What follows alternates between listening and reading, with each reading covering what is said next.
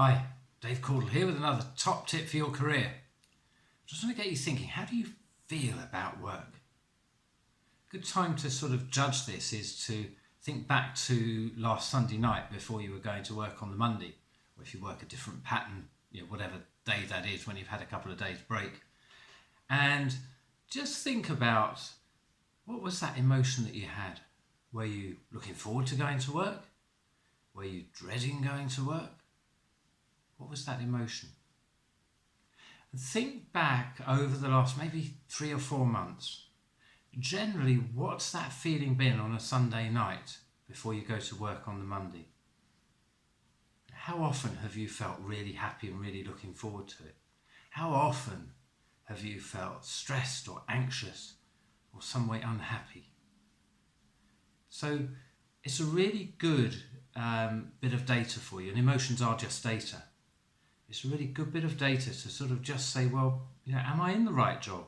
Or is there something I need to do to change things? And that might be within your role rather than actually moving on. But have a think about it, because if you felt in any way unhappy on a regular basis, that's telling you need to do something about it.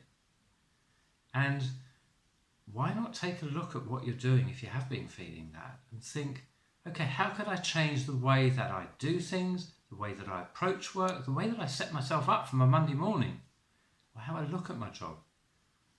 Can I do something there that will make me feel more happy, less stressed about work?